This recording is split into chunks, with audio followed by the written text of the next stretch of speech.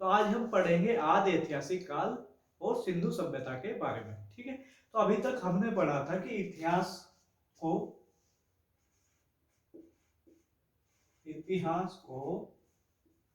3 भागों में बांटा था।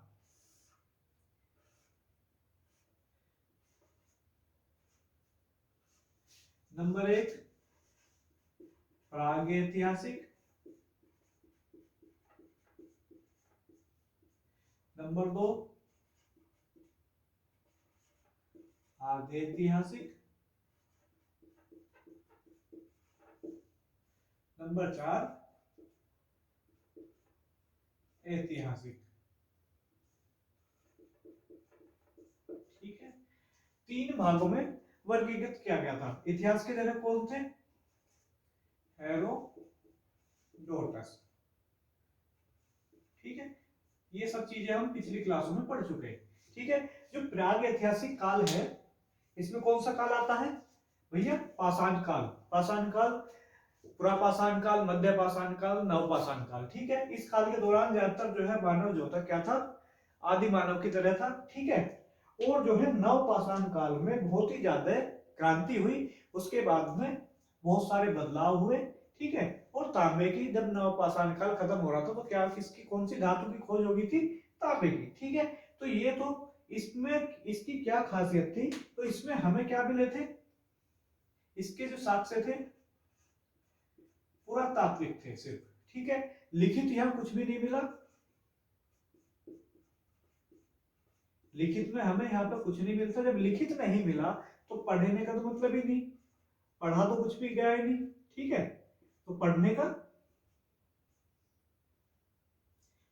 पढ़ा तो गया ही नहीं, तो पढ़ने का सिस्टम कुछ भी नहीं था। पर जैसे ही आदि ऐतिहासिक काल आया हमारा, तो यहाँ पे क्या था? जो पुरातात्विक साक्ष्य थे वो तो मिले। ठीक है, दूसरे लिखित भी मिले,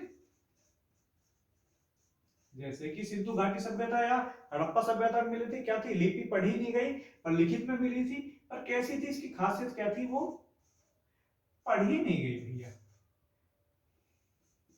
पढ़ा नहीं गया। ऐतिहासिक काल में क्या है भैया? पुरातात्विक साक्ष्य भी मिलते थे हमारे, और लिखित साक्ष्य भी मिले हैं, और वे पढ़े भी गए हैं। ठीक है, तो तीनों काम हुए। तो आज हम जो पढ़ेंगे वो किसके बारे में पढ़ेंगे? आदि ऐतिहासिक काल। ठीक है, आदि ऐतिहासिक काल के बारे में। तो क्या खासियत थी भाई? यहाँ पे पुरातात्विक साक्ष्य मिले, ठीक है, लिखित भी मिले, लिपि भी थी, पर वो आज तक समझी में नहीं आई है, पढ़ी नहीं गई। ठीक है, तो भैया यहाँ पे हमने एक पिछली क्लास में जब हम पाषाण काल पढ़ रहे थे तो हमने बताया था जो कोपेनहेगन मानव संग्रहालय है उसमें रखी वस्तुओं के आधार पर एक वर्गीकरण और हुआ। वो किस रूप में हुआ भैया? इसे कहा गया जो पाषाण काल। ठीक है, पाषाणकालीन सभ्यता। इसे क्या कहा गया? कांस्यकालीन सभ्यता। और इसे क्या कहा गया? लोहकालीन सभ्यता। ठीक है, तो यहाँ पे क्या था? यहाँ पे हमें पाषाण मिला। ठीक है, और इसी के अंत में हमें क्या मिल गया था? यहाँ पे तांबा। ठीक है, वहीं से क्या थी ताम्रकालीन, ताम्र पाषाणकालीन सभ्यता का जन्म हुआ था। ठीक है, अब इस वाली जो आदि ऐतिहासिक काल में किस चीज का प्रयोग था? कांस्य का। कांस्य क्या होता है भैया? मिश्र धातु होती है किसकी? तांबे और टीन की। तांबे को जब हम टीन में मिला देते हैं तो क्या होती है? एक मिश्र धातु बनती है, उसे हम क्या कहते हैं? कांसा। तो आदि ऐतिहासिक काल के जो लोग थे वो मुख्यतः किसका प्रयोग करते थे? कांसे का। ठीक है, दूसरा जो है लोहे का प्रयोग ये नहीं करते थे। लोहे का प्रयोग कहाँ हुआ था? हमारा ऐतिहासिक काल में, जब से हमारी वैदिक सभ्यता स्टार्ट हुई। ठीक है, तो आदि ऐतिहासिक काल में जो हमारी आज का टॉपिक है सिंधु घाटी सभ्यता, वो किसी के अंदर आती है भैया? आदि ऐतिहासिक काल के। ठीक है, अब जो आदि ऐतिहासिक काल था उसके टाइम कितना था? किस किस टाइम से था? तो आदि ऐतिहासिक काल का जो टाइम माना गया है वो है 2500 ईसा पूर्व से लेकर 600 ईसा पूर्व। ठीक है, ये किस पे आधारित है? बिल्कुल ऑथेंटिक। किस पे? कार्बन डेटिंग पे। ठीक है, तो कार्बन डेटिंग पे क्या है कि कार्बन डेटिंग की प्रक्रिया के तहत हम क्या लगाते हैं? जो हमारे फॉसिल्स या फिर पुरातात्विक साक्ष्य मिलते हैं तो हम उनकी उम्र का पता लगाते हैं, मतलब कि कितने वर्ष पुराने हैं। वो किससे निर्धारित होता है भैया? कार्बन डेटिंग प्रक्रिया से। तो अगर हम कार्बन डेटिंग जो खुदाई में मिले थे, हमें पुरातात्विक साक्ष्य मिले थे, उनके आधार पर अगर हम देखें तो कार्बन डेटिंग से देखें तो वो जो टाइम आते हैं वो जो आदि ऐतिहासिक सिंधु घाटी सभ्यता के आदि ऐतिहासिक काल के जो मिलते हैं वे कहाँ मिलते हैं? इतने पे। हालांकि अलग अलग मत है इनके, कुछ बुकें क्या कहती हैं, कुछ जो 23,000 से 1700 के बीच में भी। पर सबसे ऑथेंटिक काल कौन सा है भैया जो माना जाता है कार्बन डेटिंग में? क्वेश्चन पूछ लेगा कि कार्बन डेटिंग के अकॉर्डिंग, क्योंकि बहुत सारे टाइम दिए हुए हैं थोड़े बहुत इधर उधर करके, तो कार्बन डेटिंग के नाम पे जो सीधा आएगा वो कौन सा होगा? 2500 ईसा पूर्व से लेके 600 ईसा पूर्व तक। ठीक है, अब ये तो चीज होगी। अब आगे हमारी कि भाई हम जो सिंधु घाटी सभ्यता है, ठीक है, जो आदि ऐतिहासिक काल है, इसमें हमारा जो टॉपिक है वो सारा सिर्फ कितना है आज का? इतना। ये हम पढ़ चुके, ये हम आगे भविष्य में पढ़ेंगे। ठीक है, तो ये तो दो भी चीजें आई हमारी कि भैया ये कैसी थी? कांस्यकालीन सभ्यता थी। ठीक है, और कितने काल तक थी? 2500 ईसा पूर्व से 600 ईसा पूर्व। तो हमारी जो सिंधु घाटी सभ्यता है वो किसके अंदर आती है भैया? आदि ऐतिहासिक काल के अंदर। ठीक है, टाइम क्या था? 2500 ईसा पूर्व से लेके 600 ईसा पूर्व तक। ठीक है, कैसी सभ्यता थी? कौन सी? क्या कहा जाता है इसे? कांस्यकालीन सभ्यता था। ठीक है, तो सिंधु घाटी जो सभ्यता है, ये आदि ऐतिहासिक जो सभ्यता है। अब हम आते हैं सिंधु घाटी में, तो इसके जो है जानने के स्रोत क्या है भैया? सिंधु घाटी, सीधा क्वेश्चन पूछा गया भैया पीसीएस में, सिंधु सभ्यता के बारे में जानने के क्या है स्रोत? क्या क्या है? तो जानने के स्रोत क्या है भैया? लिखित चीजें पढ़ी तो गई नहीं, तो क्या चीजें मिली हैं? सिर्फ जानने के स्रोत क्या है? सिर्फ क्या है? पुरातात्विक साक्ष्य हैं सिर्फ हमारे पास में। ठीक है, जो हमारे चीजें खुदाई में मिली हैं, सिर्फ उन्हीं के आधार पर अनुमान लगाया गया है कि ये लोग, सिंधु सभ्यता के लोग किस तरीके से रहते थे, क्या व्यवहार करते थे, क्या क्या उनके रहना सहना था, क्या चीजें थी, वो सारी चीजें किसी से अंदाजा लगाई गई? सिर्फ पुरातात्विक साक्ष्यों के आधार पर जो चीजें हमें खुदाई में मिली। अब पुरातात्विक साक्ष्यों में क्या होता है? यहाँ पे आभूषण थे, ठीक है, बर्तन थे, मृदभान, टेराकोटा, ठीक है, औजार जो प्रयोग में करते थे, और हथियार। ठीक है, ये चीजें थी। अब ये सारी चीजें क्या हुई सिंधु घाटी सभ्यता में? क्या चीजें हुई इसमें? दूसरी चीजें जो हैं, अभी जो हमें जो लिपि के बारे में पता चला, वो लिपि भी कहाँ से, कैसे पता चला कि कौन सी लिपि थी? तो हमें क्या है, सिंधु घाटी सभ्यता की जब उत्खनन हो रहा था तो उस समय हमें क्या मिली? कुछ मोहर मिली। ठीक है, तो मोहर का प्रयोग करते थे। मोहर किस किस की बनी हुई होती थी भैया? मिट्टी की और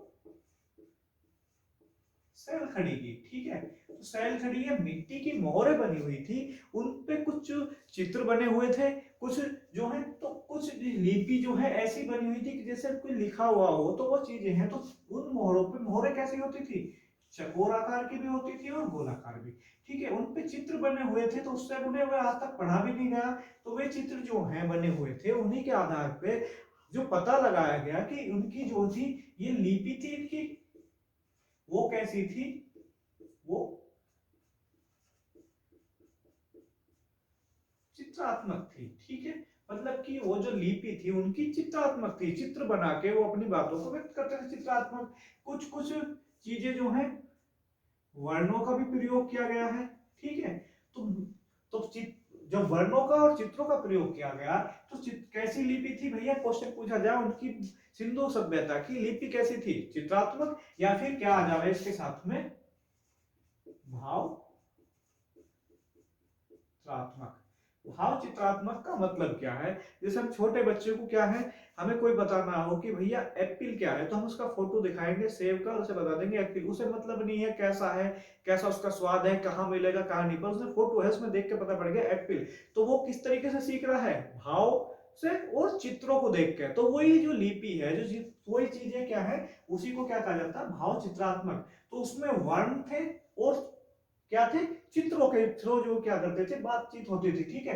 तो वो जो लिपियों से क्या कहा गया, भाव चित्रात्मक। दूसरी बात है, अभी तक उसे पढ़ा नहीं गया है, तो समझ में ही नहीं आया, ठीक है, कि किस तरीके से है। तो ये दूसरी चीज हुई। अब इस जो लिपि में थी, इसमें कितने वर्ण थे भैया, 400 वर्ण थे इस लिपि में। अब तक जो ज्ञात हुआ है, जितने साक्ष्य मिले हैं उनके आधार पर जो निष्कर्ष निकाला गया है, तो कितने वर्ण थे, 400 वर्ण। और ये जो लिपि थी क्या थी, दाईं ओर से बाईं ओर की तरफ लिखी जाती थी, ठीक है। तो भैया सिंधु सभ्यता के बारे में जानने के लिए क्या आधार बनता है, पुरातात्विक साक्ष्य। पुरातात्विक साक्ष्य में क्या आते हैं, आभूषण, मृदभांड, टेराकोटा, बर्तन आदि, ठीक है। और ये जो इसकी लिपि है वो कैसी थी, भाव चित्रात्मक। कितने वर्ण थे भैया, 400। और कहां से किधर लिखी जाती थी, दाईं से बाईं ओर। और जो मोहर थी उनपे क्या मिले थे, हमें चित्र बने हुए मिले थे, चित्र उकेरे हुए मिले थे। और ये जो मोहर थी कैसी थी, गोला, कहीं कहीं पे गोलाकार मिली है, कहीं कहीं पे चकोर मिली है, ठीक है। और ये किस किस से बनी हुई थी, मिट्टी से और सैलकड़ी से। तो भैया सिंधु सभ्यता का जो नाम पड़ा है वो इसलिए पड़ा है क्योंकि जो मुख्य नदी है सिंधु, वैसे होती हुई यहाँ पे चली जाती, पाकिस्तान के थ्रू होती हुई, ठीक है। तो हमारे जितने भी इसके क्षेत्र मिले हैं, जितने भी स्थल मिले हैं खुदाई में और उत्खनन के बाद में, तो वो क्या थे, या तो सिंधु नदी के आसपास थे, या फिर क्या थे, वो जिस भी नदी के पास में थे वो क्या थी, सिंधु नदी की कहीं ना कहीं सहायक नदी थी, ठीक है। तो वो मतलब कि कहीं ना कहीं जाकर किसी न किसी तरीके से सिंधु नदी से संबंधित हो रही थी, ठीक है। तो जितने भी स्थल पाए गए हैं वो सिंधु नदी के आसपास ही है। तो वो चीज है, तो मुख्य नदी कौन सी थी, सिंधु। तो इसी से इसका नाम दिया गया भैया सिंधु सभ्यता। और सिंधु सभ्यता नाम किसने दिया था इसका, इसका सिंधु सभ्यता नाम दिया था भैया जॉन मार्शल ने, ठीक है।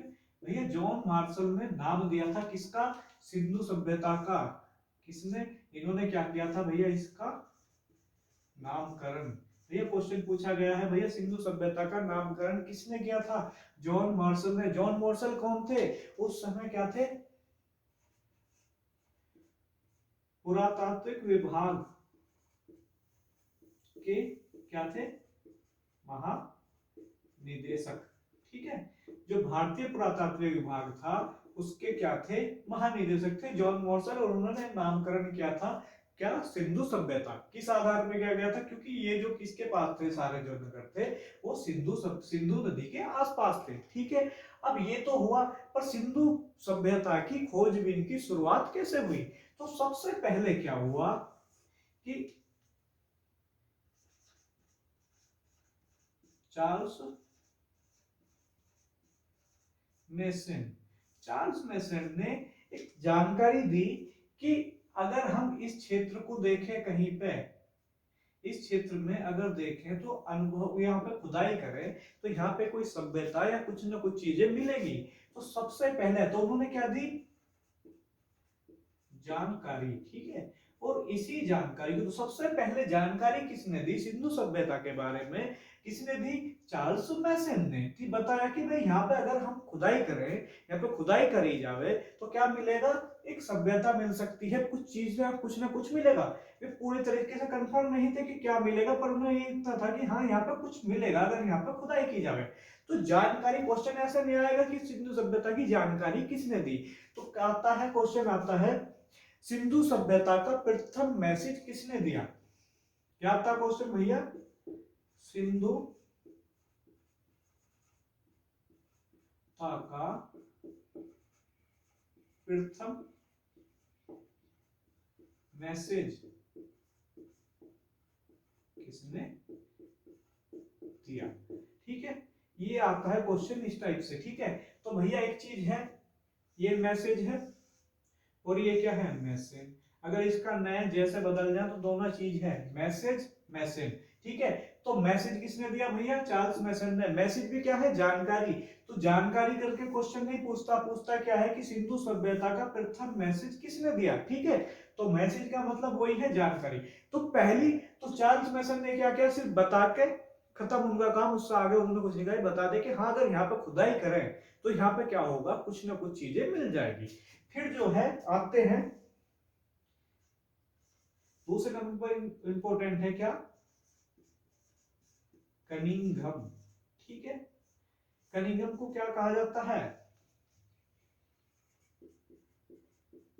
भारतीय पुरातात्विक विभाग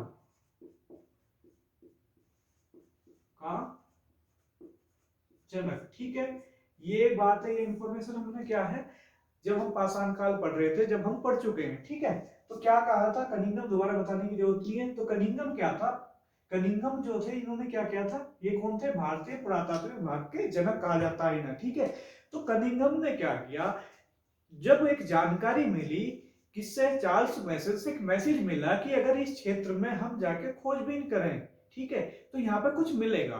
तो कनिंघम गए, उन्होंने क्या किया, उसका निरीक्षण किया, वहां का दौरा किया, और एक ये देख लिया कि हाँ कि भाई ये पैमाइश करके आगे हुए, नापतोल करके कि अगर इतने क्षेत्र में खुदाई करें तो मिलेगा। तो इसी काम को क्या किया, क्या कहा जाता है भैया, सर्वेक्षण। भैया तो कनिंघम ने क्या किया, सिर्फ सर्वेक्षण किया, उसका निरीक्षण किया और बता दिया कि हाँ अगर यहाँ ये क्षेत्र कितना लंबा चौड़ा है, 13 लाख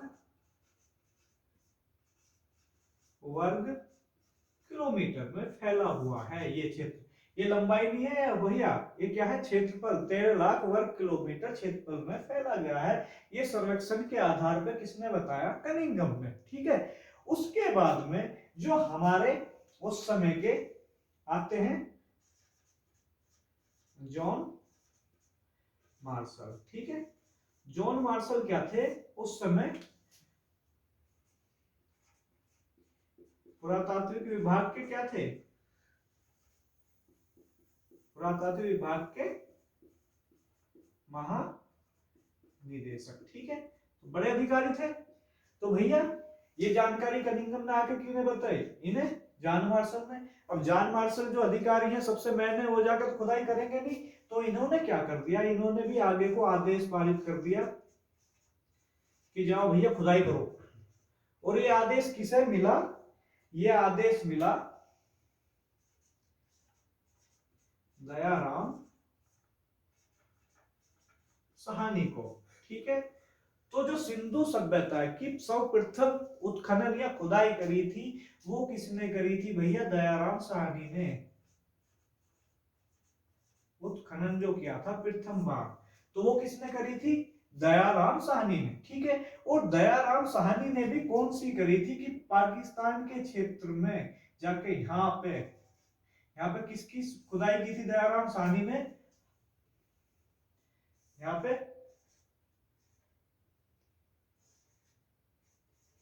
हड़प्पा। ठीक है, हड़प्पा की खुदाई की कब, 1920 ईस्वी में। किसके कहने पे, किसके आदेश पे, जॉन मार्शल के आदेश पे। किसने करी, दयाराम साहनी ने। किसकी खुदाई करी, हड़प्पा की। कब, 1920 में। कहा है भैया, पाकिस्तान में। ठीक है, जब हड़प्पा के बारे में पढ़ेंगे पूरे विस्तार से पढ़ेंगे इसके बारे में। ठीक है, अभी इतनी डिटेल याद रखो। तो कहा थी, किसने, कौन से की, सब तो सर्वप्रथम उत्खनित जो स्थल था सिंधु सभ्यता का, वो क्या था, हड़प्पा। और इसी कारण से इस सभ्यता का नाम दूसरा क्या पड़ गया, हड़प्पा सभ्यता। ठीक है, तो भैया सिंधु सभ्यता किस वजह से पड़ा, सिंधु नदी की वजह से। किसने नामकरण करा सिंधु नदी की वजह से सिंधु सभ्यता, जॉन मार्शल ने। वो कौन थे, भारतीय पुरातत्व विभाग के महानिदेशक। और दूसरा जो है हड़प्पा सभ्यता, इसे क्यों कहा गया, क्योंकि हड़प्पा इसका सब सिंधु सभ्यता का जो क्षेत्र थी, पूरी सभ्यता थी, उसका सर्वप्रथम उत्खनित क्षेत्र कौन सा था, स्थल कौन सा था, हड़प्पा सभ्यता। भैया क्वेश्चन पूछा जा रहा है, कई बार पूछा गया है कि सिंधु सभ्यता का सर्वप्रथम उत्खनित क्षेत्र कौन सा है या स्थल कौन सा है, वो है हड़प्पा। ठीक है, उस हड़प्पा नगर की वजह से ही इसका क्या नाम पड़ा भैया, हड़प्पा सभ्यता। किसने कराई थी खुदाई, भैया दयाराम साहनी ने, किसने उत्खनन करा था? दयाराम साहनी ने। कब? 1920 में। 1921 में मोहनजोदड़ो की होगी थी अगली साल ही, ठीक है। आदेश किसने दिया था भैया? जॉन मार्शल ने। कौन थे? पुरातात्विक विभाग के महानिदेशक। तो जॉन मार्शल पे दो क्वेश्चन है, क्या चीज बनती है? तो कौन थे वे? पुरातात्विक विभाग के महानिदेशक। उन्होंने क्या किया था कि सिंधु सभ्यता की खुदाई के लिए आदेश दिया था, और किसे दिया था? दयाराम साहनी को, ठीक है। दूसरा, सिंधु सभ्यता का नामकरण भी किया था। भैया जब किसी चीज को कोई काम हो रहा हो तो नामकरण किसके लिए बुलाया जाए? बड़े अधिकारी को। फित्ता काटने किसे बुलाया जाए? बड़े अधिकारी को, ठीक है।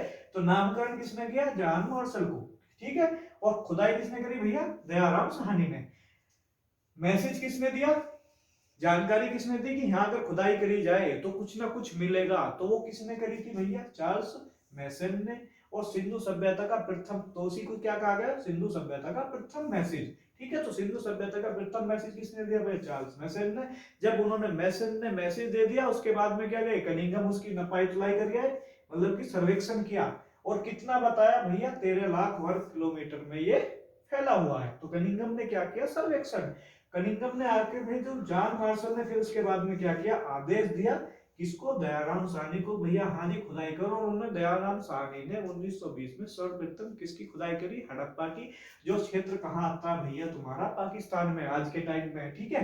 तो उसकी कब खुदाई करी? 1920 में। और हड़प्पा सर्वप्रथम उत्खनित स्थल था सिंधु सभ्यता का, इसीलिए इस सभ्यता का दूसरा नाम क्या पड़ गया? हड़प्पा सभ्यता। तो भैया सिंधु सभ्यता या हड़प्पा सभ्यता, ये जो थी क्या थी? ये मिस्र की सभ्यता या मेसोपोटामिया, जैसे हम क्या कहते हैं? फारस। फारस, ठीक है, ईरान में है, ठीक है। तो मिस्र की सभ्यता या ईरान की सभ्यता जो है, मेसोपोटामिया या फारस की सभ्यता की क्या थी भैया? ये समकालीन थी, ठीक है। इसकी क्या थी? समकालीन थी, ठीक है। किसकी? इन दो सभ्यताओं की, ठीक है। ये चीज होगी। दूसरी बात जो है, ये जो फैली हुई थी, ये कहां से कहां तक फैली हुई थी? ये मुख्यतः कहां फैली हुई थी भैया? पाकिस्तान में, ठीक है, ठीक है। राजस्थान में। इसके जो स्थल मिले हैं, मतलब मुख्य पाकिस्तान, राजस्थान, ठीक है, गुजरात, कुछ हिस्से महाराष्ट्र के हैं,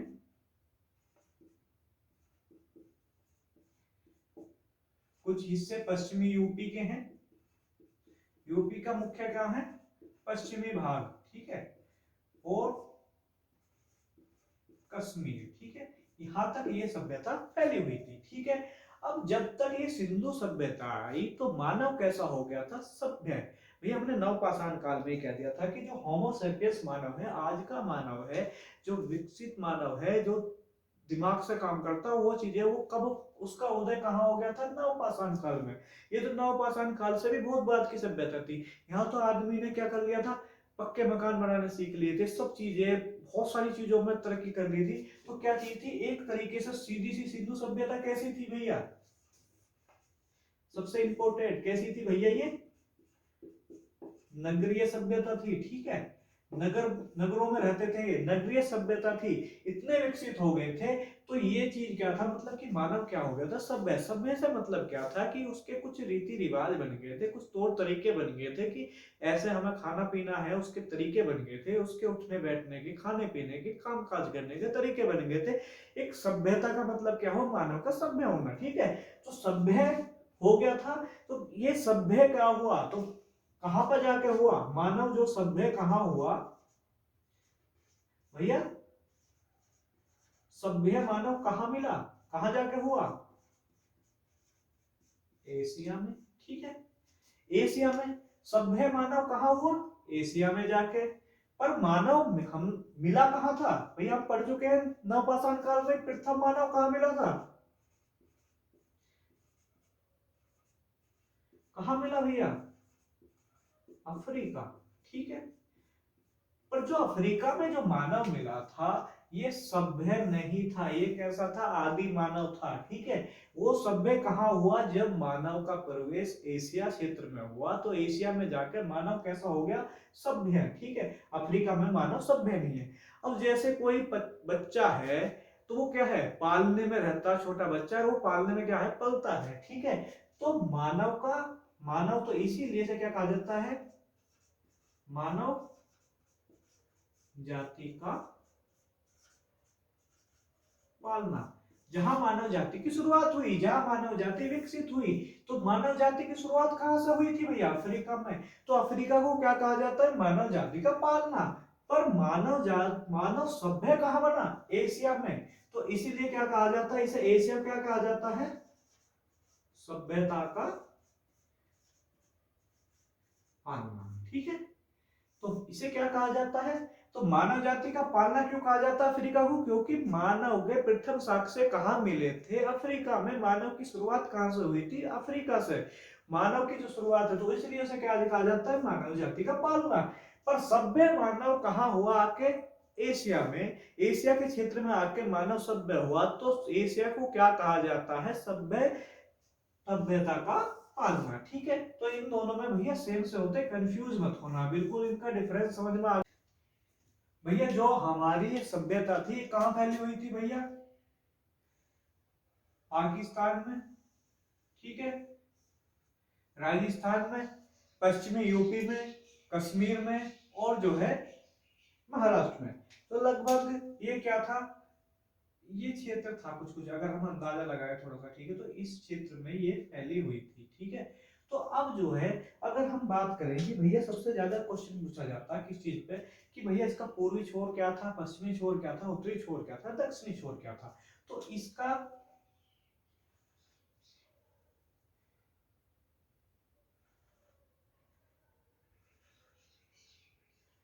ठीक है, तो इसका जो सबसे दक्षिणी छोर, पूर्वी छोर था, पूर्वी छोर क्या था, ये कौन सा था,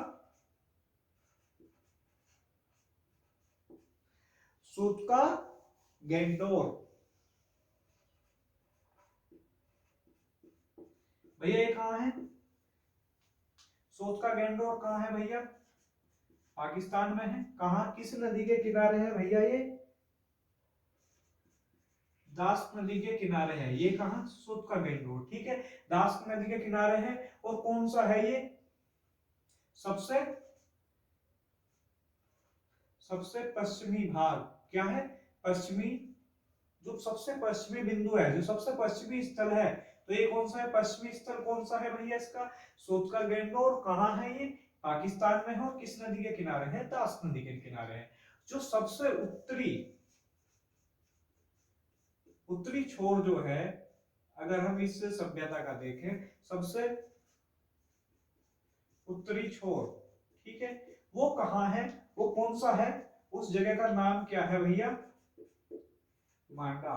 ठीक है, और ये कहाँ आता है भैया, कश्मीर में। ठीक है, और किस नदी के किनारे है, कहां तक, कश्मीर है, किस नदी के किनारे है, ये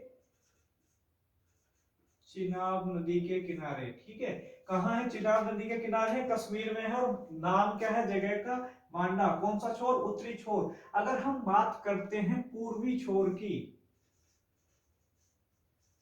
सबसे पूर्वी छोर, जो सबसे आखिरी पॉइंट है पूर्वी, वो क्या है, वो है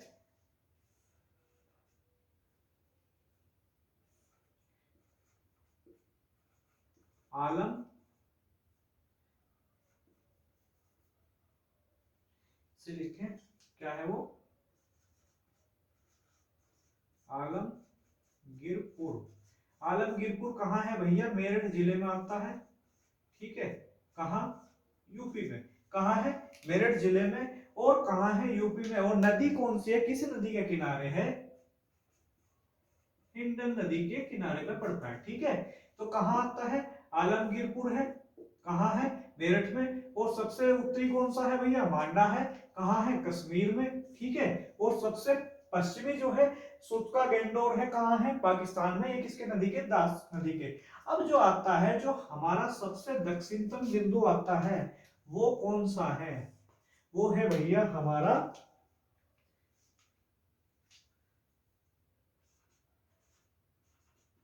दैमाबाद। ठीक है भैया, दैमाबाद हमने महापाषाणिक संस्कृति में पढ़ा था, वहां पे साइट मिली थी। ठीक है, तो दैमाबाद जिसने पढ़ा उसे याद होगा। दैमाबाद किस नदी के किनारे कहाँ आता है? महाराष्ट्र में।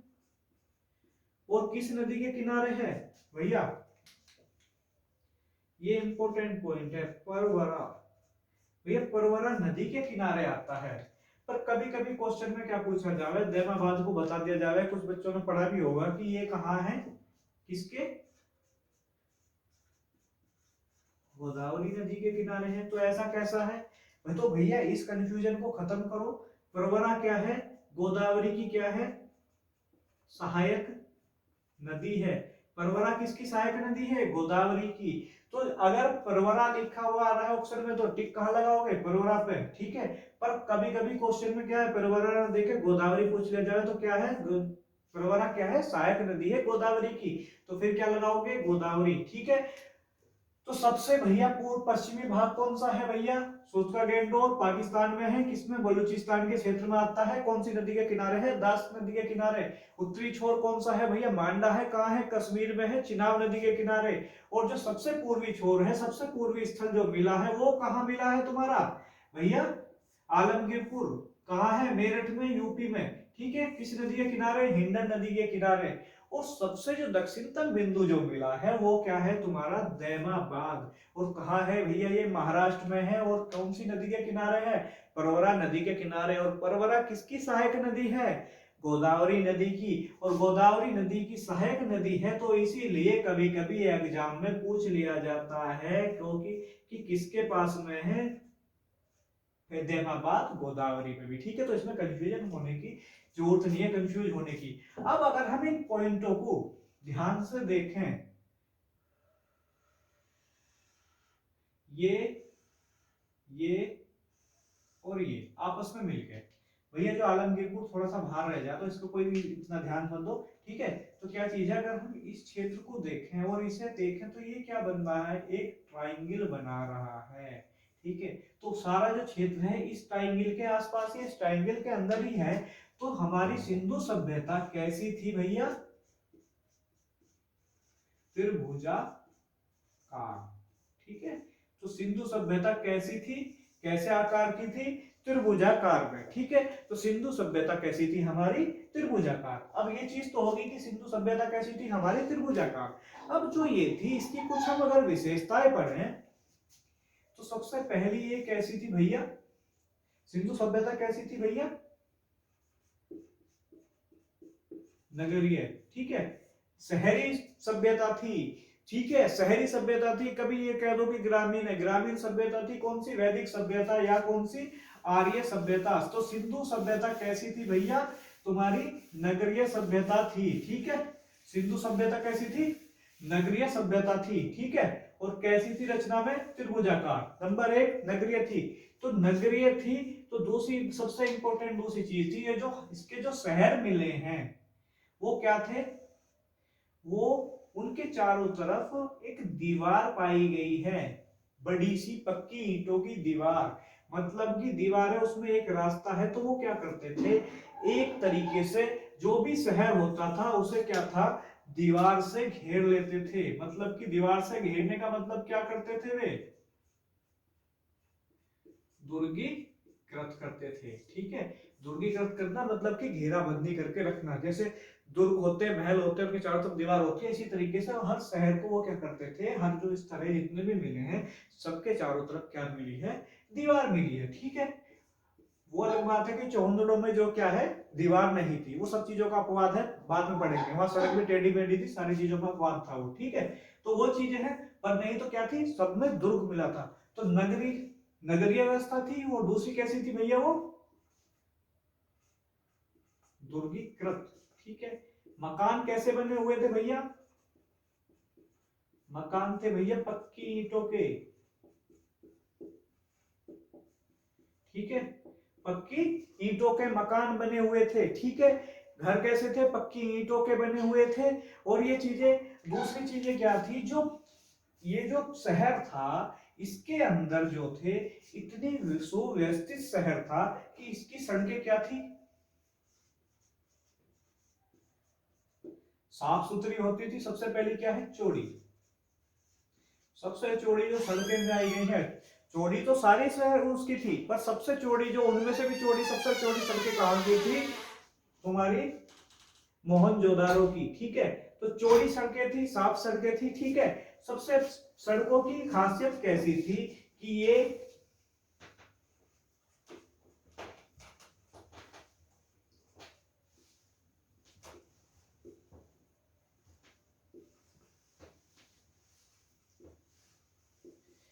सड़कें ऑक्सफोर्ड प्रणाली को फॉलो करती थी। मतलब कि किस पे आधारित थी, ऑक्सफोर्ड प्रणाली पे। तो ऑक्सफोर्ड प्रणाली क्या है भैया, ऑक्सफोर्ड प्रणाली कुछ और नहीं है, जब दो सड़कें 90 डिग्री के कोण पर काटे, कहां पे, मतलब कि सीधी भाषा में समकोण पर काटे, तो उस प्रणाली को हम क्या कहते हैं, ऑक्सफोर्ड प्रणाली। ठीक है, तो सड़कें क्या थी, समकोण पे काटती थी, इसलिए उसे क्या कहा गया भैया कि वो ऑक्सफोर्ड प्रणाली पे आधारित थी। ठीक है, दूसरी चीज जो है कि एक चीज देखोगे, जो ये था, जो शहर बसाया गया था, उसकी जो सड़कें थी वो इस तरीके से बसाए गए थे कि वो कैसी थी, वो किस पे आधारित थी। दूसरा, एक तो ऑक्सफोर्ड प्रणाली पे कह दिया, या फिर दूसरा हम सेकंड कहते हैं ग्रिड ग्रिड पद्धति पर। ठीक है, ग्रिड पद्धति, ग्रिड क्या होती है भैया, ग्रिड होती है ये जाली, ऐसे वाली, जो चकोर खानों से बनी हुई होती है इस तरीके से। तो मतलब कि इसकी जो सड़कें थी वो क्या थी, यहाँ मकान हो गए, यहाँ मकान हो गए, यहाँ मेन सड़क चलेगी, फिर सीधी। मतलब कि सारी सड़कें क्या थी, बिल्कुल जितनी भी सड़कें थी वे बिल्कुल सीधी थी, और क्या थी, समकोण पर काटती थी। अगर हम उस तरीके से ऊपर से अगर उसका चित्र ले तो हमें कैसा दिखेगा, ग्रिड पद्धति की तरीके से दिखेगा। जैसे कि आज के टाइम पर अगर हम देखें तो चंडीगढ़ का जो मुख्य शहर है वो किसको लगभग कुछ कुछ ऐसा ही दिखता है। बहुत सारी खासियत जो है सिंधु सभ्यता की चंडीगढ़ से मिलती हैं। चंडीगढ़ में भी जो मैं क्या है, दरवाजे सड़कों पे नहीं खुलते, चारों तरफ चार बंदी होगी, उसके बाद में से एक गली जाएगी, वो खुलेगी मेन सड़क पे। ठीक है, और वहां भी ज्यादातर सड़कें क्या है, इसी तरीके से दिखाई देती है, अगर बस आप गूगल मैप पे देखोगे। ठीक है, तो बिल्कुल सेम है। जब भी सिंधु सभ्यता की नगरीय व्यवस्था आवे तो दिमाग में किसे बैठा लो भैया, चंडीगढ़ को बैठा लो। चंडीगढ़ में जो जैसे सड़कें हैं जैसे वो है, बिल्कुल सेम पत्ती वही क्या थी, सिंधु सभ्यता में। ठीक है, अब जो है ये तो होगी ग्रिड पद्धति पर आधारित थी और ऑक्सफोर्ड प्रणाली पर आधारित थी। अब ये जो मकान थे, ये जो सड़कें जा रही थी, सीधी सी बात है, सीधी थी, चौड़ी थी। एक खासियत और चीज थी कि इन सड़कों के दोनों तरफ क्या थी भैया, नालियां थी। ठीक है, और नालियां भी ऐसी नहीं थी, क्या थी वो, ढकी हुई थी। ठीक है, वो नालियां भी कैसी हो रही थी, ढकी हुई थी। ठीक है, कवर्ड नाली थी। ठीक है, उगड़ी हुई नाली नहीं थी, कैसी थी, ढकी हुई नालियां थी, दोनों तरफ पे ढकी हुई नालियां थी। वो आगे जाके क्या है, मैन होल के द्वारा मिलती थी। ठीक है, तो मतलब कि जल निकासी की व्यवस्था बहुत सुदृढ़ थी, सड़कें बहुत बढ़िया थी, पक्की सड़कें थी, समकोण पे बनी हुई थी। और दूसरी बात जो थी, ये जो मकान थे मेन सड़क पे, कोई भी मकान का दरवाजा मुख्य सड़क पर नहीं खुलता था, किसी भी उसका यहाँ नहीं खुलता था। ठीक है, जैसे यहाँ पे खुल गए, ऐसे नहीं था, ये नहीं था कि मेन सड़क पे खुल गए। ठीक है, नहीं भैया, अलग से कोई अलग सिंगल हो जाएगी और इधर खुलेंगे ये। ठीक है, मेन सड़क पे कोई भी दरवाजा नहीं खुलता था। तो क्या चीजें थी, खासियत थी, मेन सड़क पे कोई भी वो नहीं खुलता था। ठीक है, और जो क्या चीजें थी, कोई भी दरवाजा, और सड़कें कैसी थी हमारी, चौड़ी थी, नालियां थी, नालियां कैसी थी, ढकी हुई थी, किस पर आधारित थी, ऑक्सफोर्ड प्रणाली पर आधारित थी या फिर ग्रिड पद्धति पर आधारित थी। ठीक है, जो हमारी सभ्यता थी, सिंधु सभ्यता, वो कैसी थी भैया, नगरीय थी।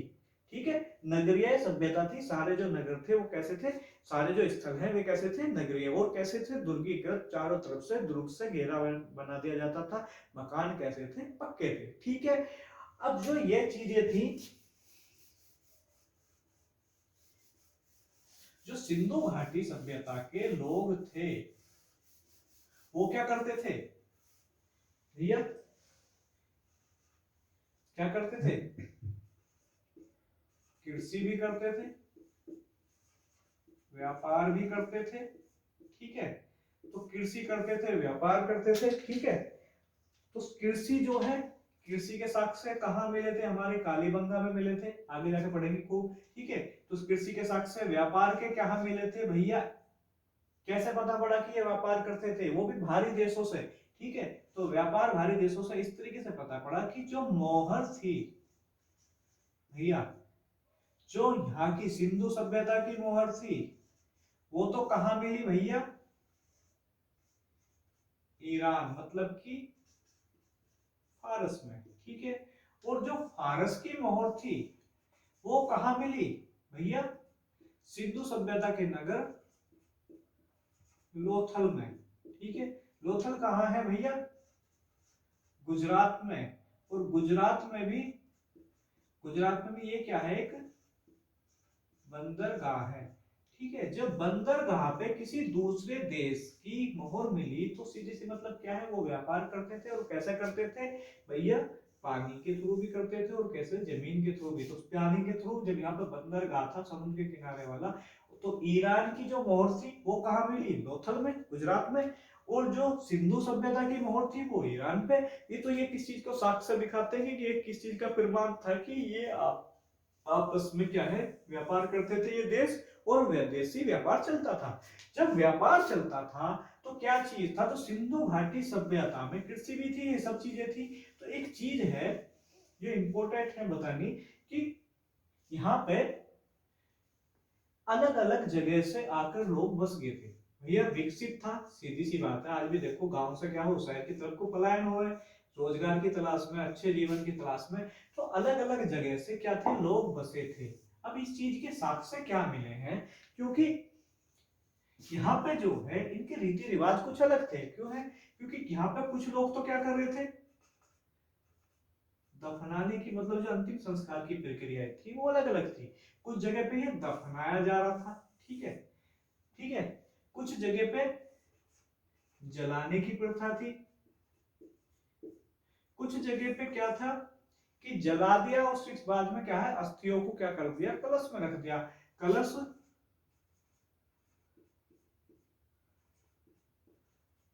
समाधान की भी प्रथा थी, ठीक है।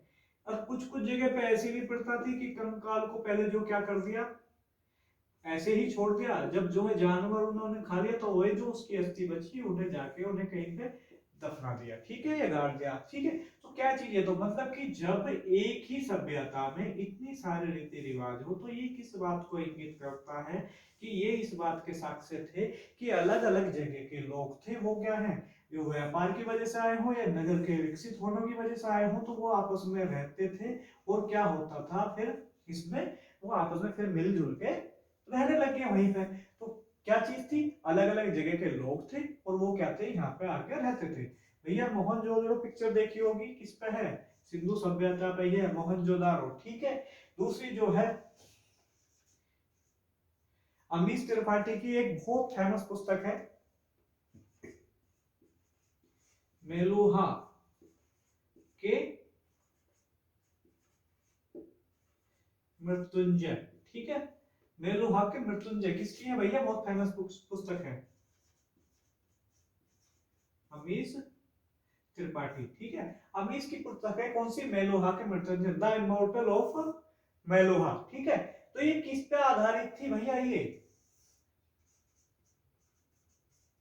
सिंधु सभ्यता पर आधारित पुस्तक थी, लिखी हुई मेलुहा। तो भैया जब ये पुस्तक आई उसके बाद में से ये नाम चर्चित हुआ, कौन सा, मेलुहा, ठीक है। बहुत फेमस पुस्तक थी, ट्रायोलॉजी में बनी थी, मतलब कि 3 भाग बने थे इसके, ठीक है। तो ये कौन सा नाम चर्चित हुआ, मेलुहा। तो भैया सिंधु सभ्यता को कभी कभी 1-2 बार देखा गया है कि किससे संबोधित कर दिया गया, मेलुहा से, ठीक है। ऑथेंटिक नहीं है, पर जब से ये क्या चीज हुआ, ये बुक आई, तो क्या हुआ कि ये नाम 1-2 एग्जाम में आया।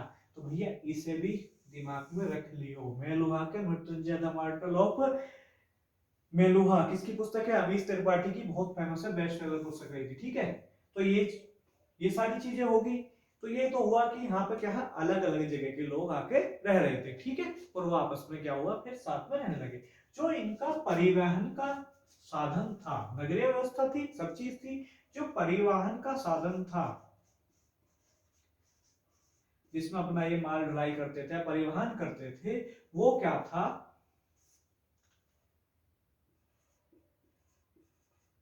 बैलगाड़ी। ठीक है, बैलगाड़ी का प्रयोग करते थे एक जगह से दूसरी जगह पर जाने के लिए।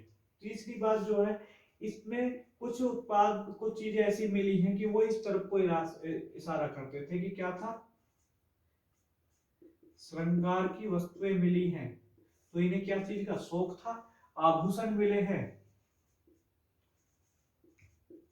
किसके? स्वर्ण निर्मित।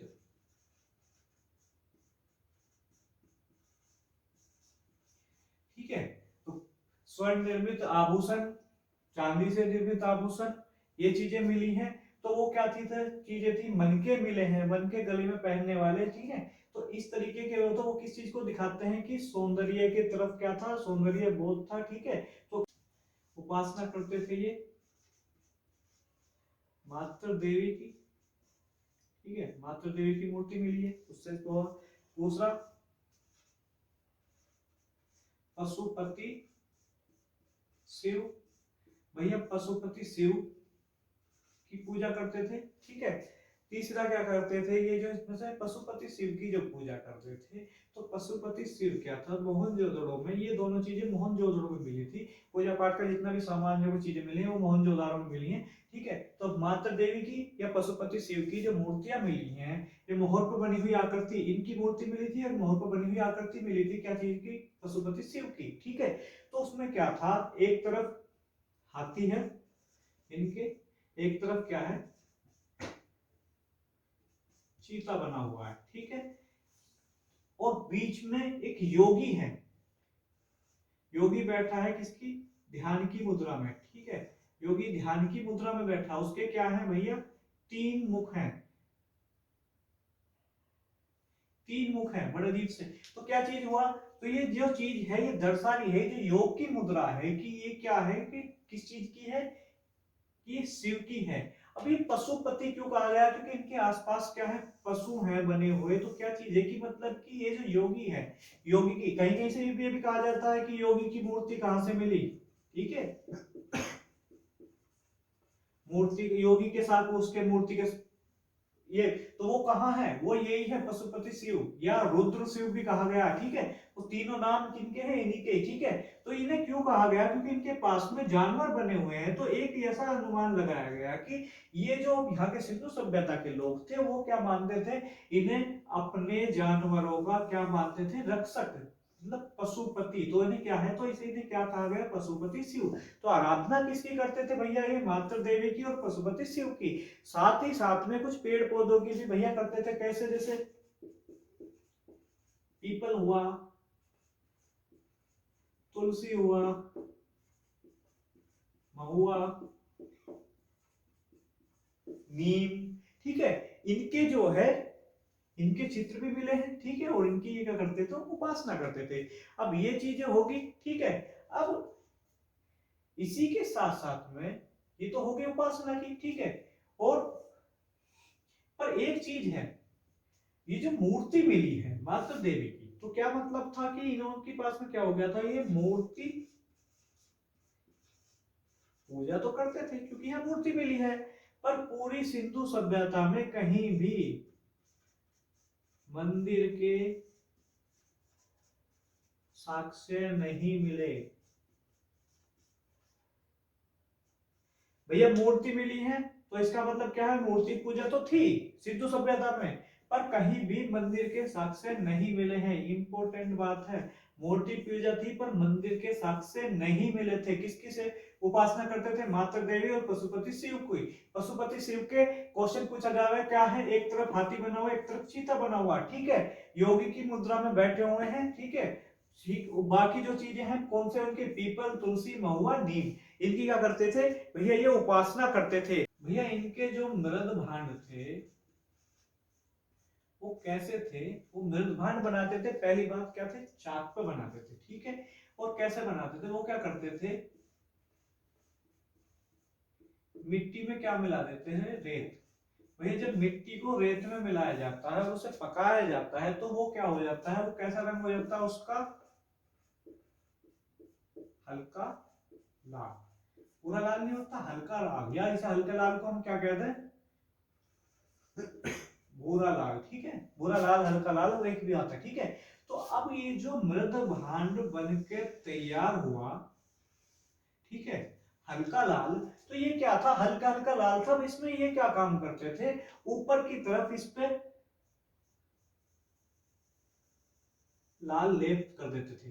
कैसा, लाल लेप। ठीक है, और जो नीचे था वो क्या करते थे, काले काले रंग से क्या करते थे, चित्रकारी।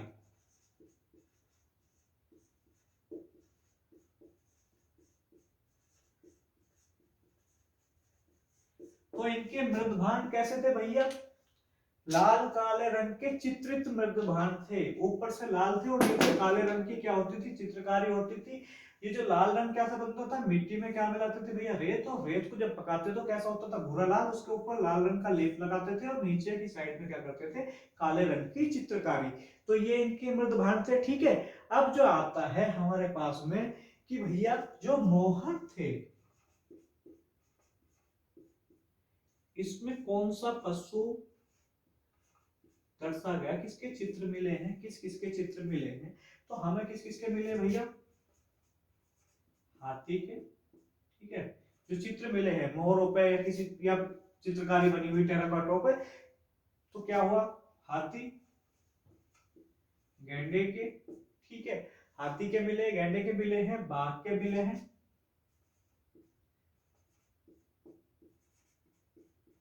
चीते के मिले हैं। ठीक है, भैंसे के मिले हैं। ठीक है, और सबसे इंपोर्टेंट जो एक मिला है, एक श्रृंगीय पशु। ठीक है, एक श्रृंगीय पशु और एक कुबड़ वाला बैल या सांड। ठीक है, अब ये जो एक श्रृंगीय पशु है, ठीक है, ये कैसा था, इसका एक श्रृंगीय मतलब एक सींग, इसका एक सींग था, पर जब देखा ये ना तो गेंडे की तरह था, ठीक है, और ना ही इसका आकार अगर देखें तो वो कैसा था, ना ही ये सांड की तरह था। ठीक है, तो इसका नामकरण नहीं किया गया, ना तो ये गैंडे की सींग की वजह से क्या हो लगता था अगर आकार देखे कि ऐसा कि सांड की तरह है, पर जो है क्या है, पूरी तरीके से भी नहीं मिलता, पर अगर हम सींग को देखें तो गैंडे से भी नहीं मिलता। तो इसे एक कैसा छोड़ दिया गया, इसका नाम कि एक श्रृंगीय पशु। पर ज्यादातर मोहरों पे इसके चित्र मिले हैं। ठीक है, ज्यादातर पे, तो ये माना गया कि ये कैसा होगा, पूजनीय पशु होगा उनका मुख्य। ठीक है, दूसरा क्या था, उसके बाद में जो मुख्य पूजनीय पशु माना जा रहा है वो कौन सा था, एक कुबड़ वाला बैल। तो नंबर 1 पे ये था, नंबर 2 पे ये था। ठीक है, उसके बाद में चित्र इनके भी मिले हैं। अब जो आएगा भैया, जो क्वेश्चन पूछा जाता है कि ये पूछ लिया कि किन किन के मिले हैं, ऑप्शन दे देगा 4, उनमें दे देगा ये। ठीक है, अब कभी कभी पूछ ले कि कौन कौन कौन से नहीं मिले, तो 3 चीज है भैया, एक तो घोड़ा, नंबर 2 शेर, और नंबर 3 गाय। अब इन पे इनके कहीं भी क्या है, चित्र नहीं मिले, कहीं भी शेर का गाय का उल्लेख नहीं है, चित्र नहीं मिले।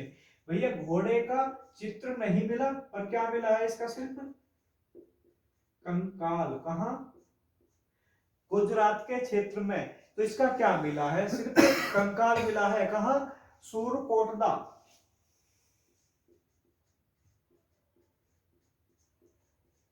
सूरकोटदा भैया क्या है, जगह है, कहाँ है, गुजरात में है। ठीक है, सूरकोटदा जगह है, यहाँ पे क्या मिला है, घोड़े का अश्व का कंकाल मिला है।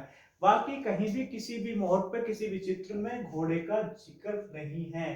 तो इसका मतलब क्या था, ये जो थे सिंधु सभ्यता वाले घोड़े से परिचित तो थे, पर उसका बहुतायत में प्रयोग नहीं करते थे। अगर बहुत ज्यादा प्रयोग करते तो किसी न किसी मोहर पे, टेराकोटा पे कहीं ना कहीं उसका चित्र बना हुआ होता। ठीक है, तो सिर्फ कंकाल भी कहाँ मिला है, बाकी जगहों पर नहीं मिले, बहुत सारे स्थल हैं, सिर्फ कहाँ मिला है, सूरकोटदा में, ठीक है, गुजरात क्षेत्र में मिला है, और नहीं तो कहीं नहीं मिला, ठीक है। ये चीज हो गया।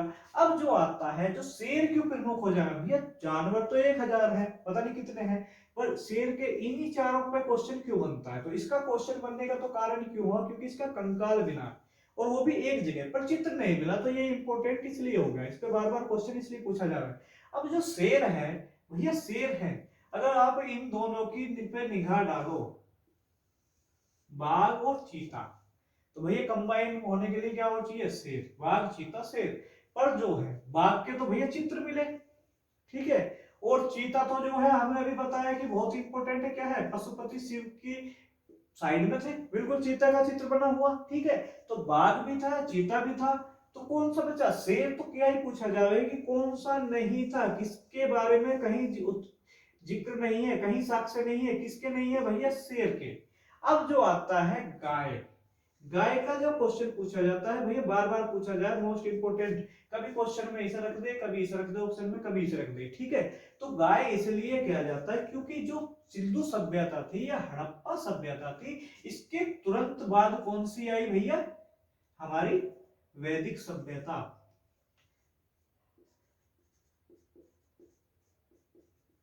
और जो वैदिक सभ्यता में गाय क्या हो गई थी, बिल्कुल पूजनीय, गाय का सबसे ज्यादा महत्व तो किसका हो गया था, पूजनीय, मतलब कि गाय का जो क्वेश्चन यहाँ पे बनता है, इस इंपोर्टेंस की वजह से बनता है कि इसके तुरंत बाद की सभ्यता जो कुछ ही समय के बाद में आई थी, उसमें गाय का ओहदा इतना बड़ा हो गया था, इतना सबसे ज्यादा पूजनीय हो गया था, सबसे ज्यादा पूजनीय। और जबकि यहाँ पे क्या है, कहीं पे चित्र भी नहीं है, तो इसका बार बार क्वेश्चन पूछा जा रहा है कि सिंधु सभ्यता में कौन से का चित्र नहीं मिले, किसके बारे में साक्ष्य नहीं मिले भैया, शेर और गाय के भी चित्र नहीं मिले, घोड़े के भी चित्र नहीं मिले, पर घोड़े का क्या मिला था, कंकाल, कहा, सूरकोटदा में, ठीक है।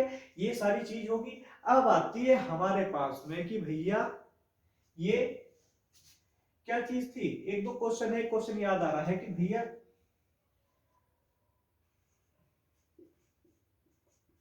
इतिहास को विज्ञान किसने कहा था,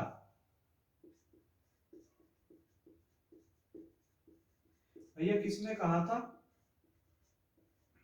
प्यूरी, क्यूरी नहीं है, प्यूरी, क्यूरी से याद रख सको, क्यूरी किससे जुड़ा हुआ, विज्ञान से, तो क्यूरी का क्या कर दो, प्यूरी, तो क्या चीज है, किसने कहा था, प्यूरी ने। भैया इतिहास को क्या कहा, विज्ञान, ठीक है, किसने कहा, प्यूरी ने। दूसरी चीज जो है भैया, ये जो औजार या हथियार मिल रहे थे, जो ये थे, सिंधु सभ्यता के लोग तलवार से परिचित नहीं थे, तलवार के बारे में नहीं जानते थे। तलवार किस युग में प्रयोग हुई भैया, वैदिक काल में जाके, जब लोहे की खोज हो गई, उसके बाद में तलवार प्रयोग की। तो नहीं तो ये क्या थे, तलवार को नहीं जानते थे, तलवार के बारे में, कौन, सिंधु सभ्यता वाले, ठीक है। तो भैया सिंधु सभ्यता के जो लोग थे, वो जो धातुएं प्रयोग करते थे, तो भैया तांबे की तो खोज पहले ही हो चुकी थी, पाषाण काल में, नवपाषाण काल में, ठीक है। तो तांबा, और कैसी थी सभ्यता, कैसी थी भैया, कांस्य काल की, तो कांसा, तो सबसे ज्यादा तो क्या करते थे, कांसे को, इंपोर्टेंट भैया, सभ्यता ही उस काल की थी, कांस्य काल की, ठीक है। तो कांसा सबसे ज्यादा बहुतायत में प्रयोग होता था। साथ में वो क्या करते थे, स्वर्ण और चांदी, ठीक है। स्वर्ण और चांदी के क्या थे, आभूषण। पर जो तांबा था ये, तांबे को उन्होंने प्रयोग करना छोड़ा नहीं था कि ये पाषाण काल का है, क्या चीज है, प्रयोग करते थे, पर पता था इन्हें तांबे के बारे में, पर इतना ज्यादा प्रयोग नहीं करते थे, ठीक है, कि भाई इसके तांबे की वस्तुएं बना रहे हैं, तांबे के ये बना रहे हैं, ठीक है। तो क्या चीज था, सबसे ज्यादा चीजें जो निर्मित थी किससे भैया, कांसे से बनी हुई थी, ठीक है। और आभूषण को बनाने के लिए किसका प्रयोग करते थे, तो स्वर्ण और चांदी का। अब ये जो चांदी थी भैया, तो कौन सी धातु इनसे परिचित नहीं थी, सबसे पहले इसे, इन्हें कौन सी धातु का ज्ञान नहीं था, लोहे का, ठीक है। लोहा कब आया था भैया, लोहे का ज्ञान नहीं था, लोहा कब आया था भैया, वैदिक काल में, ठीक है। तो वैदिक सभ्यता में, वैदिक काल में आया था, तो इन्हें किसका ज्ञान नहीं था, लोहे का। किसका ज्ञान, तांबा, कांसा, स्वर्ण और चांदी का, ठीक है। जो ये चांदी है, हम बात करें स्पेशली चांदी की, तो चांदी है ये कहां से आती थी? ये आती थी भैया राजस्थान की खानों से। दो खाने प्रमुख है, एक तो अजमेर की खान है, ठीक है, और दूसरी कौन सी है? जावर, ठीक है। नंबर एक कौन सी? अजमेर की, और दूसरी कौन सी खान की है? जावर की। दोनों कहाँ है भैया खाने? राजस्थान में। ये चीज होगी। और दूसरा कहां से आता था भैया?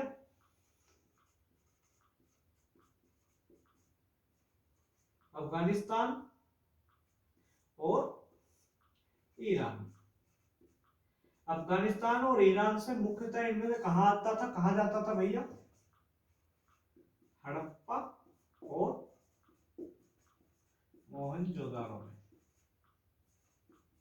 ठीक है। तो कहां से आती थी भैया चांदी? अजमेर की खान से आती थी या जावर की खान से? दोनों कहां है? राजस्थान में। और अफगानिस्तान और ईरान से भी कहां से आती थी? ये, ठीक है। तो ये चीज हुई हमारी बेसिक जानकारी, स्टार्टिंग इंट्रोडक्शन किसका? सिंधु घाटी सभ्यता के बारे में।